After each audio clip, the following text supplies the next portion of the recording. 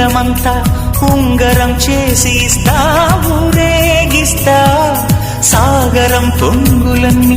గవ్వల గౌను చేస్తా గారాం చేస్తా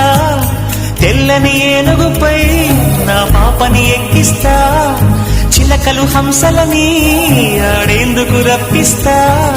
హరివిల్లే